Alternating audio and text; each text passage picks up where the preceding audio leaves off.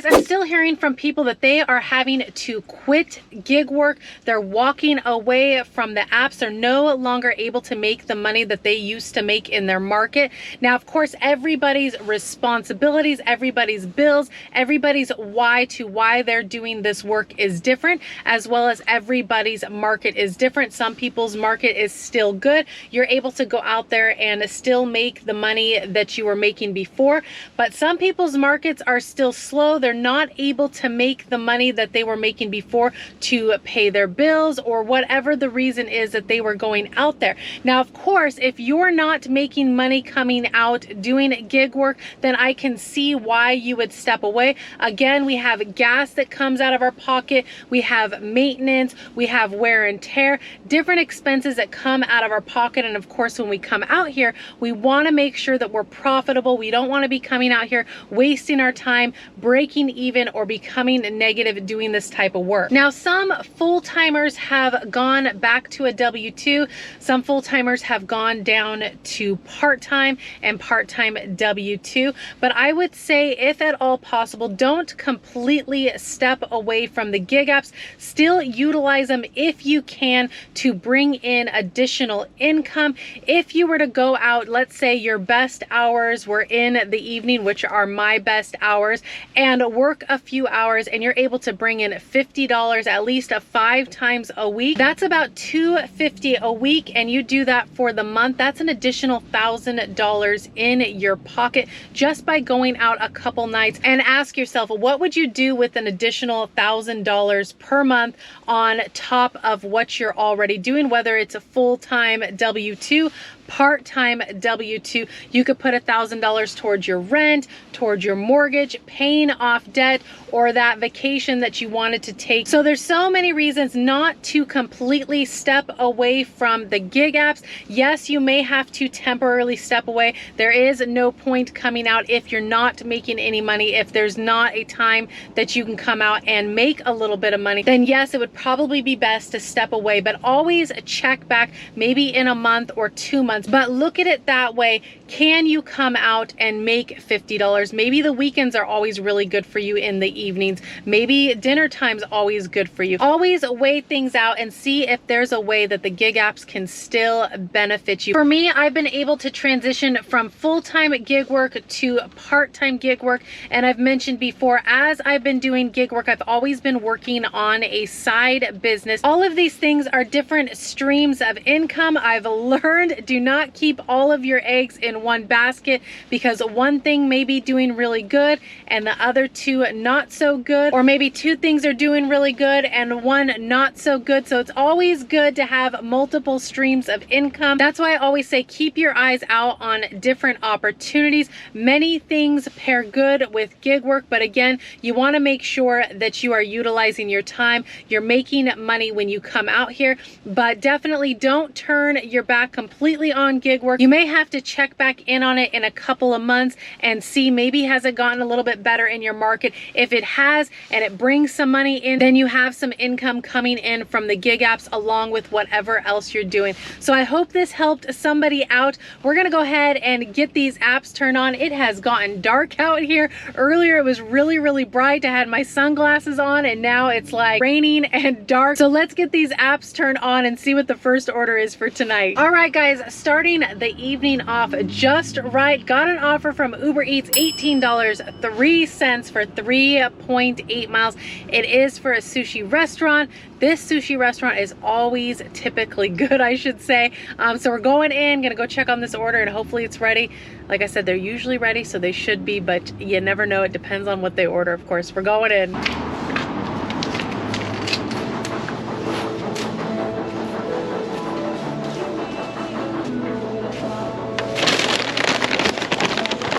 Order was ready, sitting on the shelf. Just love it when it's a pick up and go. Customers 8 minutes, 2.9 miles, and it is a leave at door. Now, the other night I was out delivering and I went to this apartment complex, and it was GrubHub, and GrubHub's map doesn't really take you to the building. So I was like, went to this one building, it wasn't even the building, didn't match up. And I totally forgot to look at the notes before I left the restaurant, which I usually do, but I didn't that night. And the customer gave gave me exact directions. So always look at the notes before you leave the restaurant. That way you kind of know where you're going when you get there, because sometimes customers leave really good notes for hard to find places. But that happened to me twice the other night. I'm like, what is going on with me? So make sure to look at the notes. We're on our way.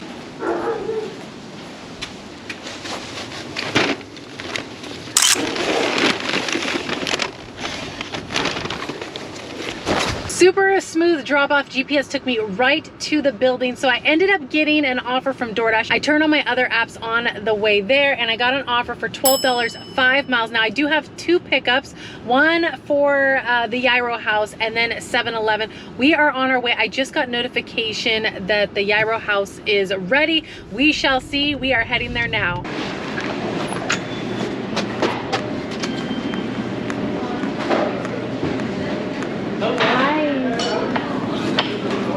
اسكب لك لين هلا ولا لا؟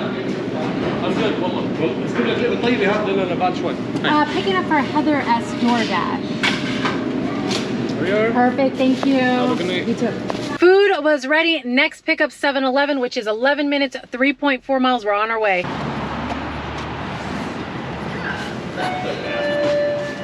Hi, I just have a DoorDash pickup for Heather S. Yes, ma'am. Perfect. Thank you. What is that? A GoPro. Okay. Oh, perfect. Appreciate it. Thank you. Have a good night. Got the 7-Eleven order. It looks like they just wanted a couple of energy drinks to go with their meal.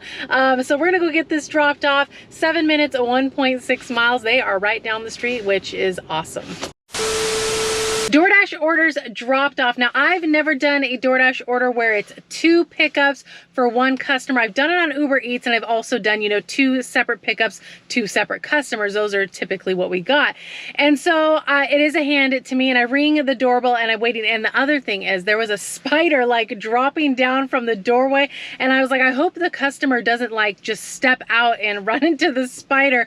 Anyways, he opened the door and I'm like, there is a spider hanging right there. But he's like, you know, it eats the bugs. He didn't really care. So as long as it doesn't hop on me, I am all good. So I hand him the orders. I go into the car and close out the orders, and it's showing me for the first order $4.50. And I'm thinking to myself, this order was $12. I guess DoorDash closes out each individual pickup separately. So 7-Eleven base pay $2 and customer tip was $2.50, making the grand total $4.50. That's where that came from. And I'm like, wait a minute. And then I realized I had to close out the second order. Second order base pay was $2, customer tip $5.50, making the grand total for that order, the Gyro house, $7.50, which add those 2 together is $12. So at first I was kind of thrown off, but Ubereats does the same thing. You have to take 2 separate pictures and close them out separately. Wish it was 1 closeout, make it a lot easier, but now I know in case I have 2 pickups for 1 customer for future. So Spark brought me in some orders, but they're in another city, like 35 minutes from me. $30.94, 19 miles. Of course, those miles are too high. And again, I have to drive 35 minutes to Walmart. Then I would have 19 miles to drop that order off. The other offer was $25, same city, 9.6 miles, and the other one $28, 5.1 miles. But again, I'd have to drive there, and then I'd have to drive the miles. Just not worth it for me. That's just too far of a drive out there. So I'm gonna get out of this apartment complex, see what the next order is. So far, it's been a good night. The wheels are moving, which I always love. So I picked up another schedule for GrubHub. Like I said, I've been doing usually when I come out here. Got a good offer. It is 2 pickups, $24.43 for 7 miles.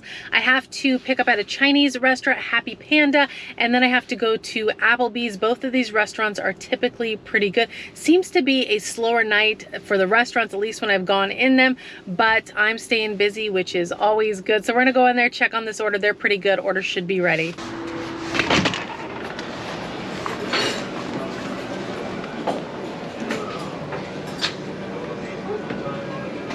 Hi, I have a pickup for Lisa B, GrubHub.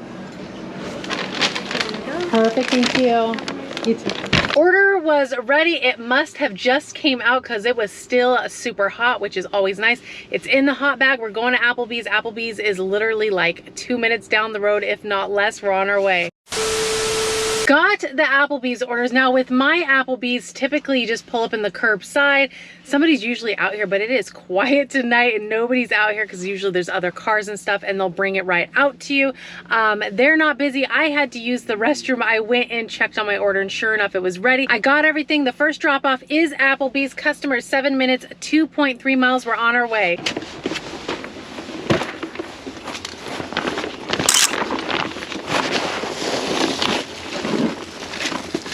Orders dropped off, house easy to find. The only thing is they had a lot of drinks, and Applebee's puts them in those little cardboard things. I stuck those in this little bucket that I have that I put my drink carrier in. Usually, like if I have like multiple drinks, I'll usually put them in my drink carrier and then carry it up there, but I put them in my bucket and carried my bucket up there. If you're looking for a drink carrier, I do have a link down in the description. That thing works out and comes in handy, especially when somebody orders a lot of drinks. But that worked out. Took it up there, pulled them out, sat them by the door, and all is well. Next customer is 10 minutes, 3.1 miles. We are on our way.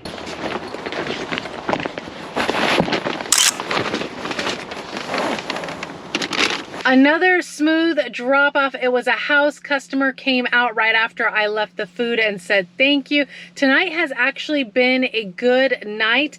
The restaurants seem really slow, but the orders are coming in, reasonable orders.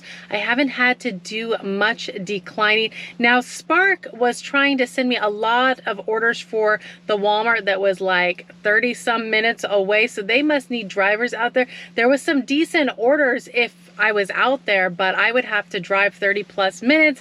Then I would have those miles to drop off. So not even worth it for me, just too far out. But tonight my wheels have been moving. Again, some nights are good, some nights not so good. And on those not so good nights, try to take what you can. Sometimes I have to call it and go home and work on something else. So you just never know. Take advantage of the days when they're good and get the money that you can when you're out there. So I'm gonna go ahead and leave you guys right here. So appreciate you guys riding along with me as always. And of course, if you guys enjoyed the video, do give it a like. Consider subscribing if you haven't already. And I will be seeing you guys on the next one. Bye, guys.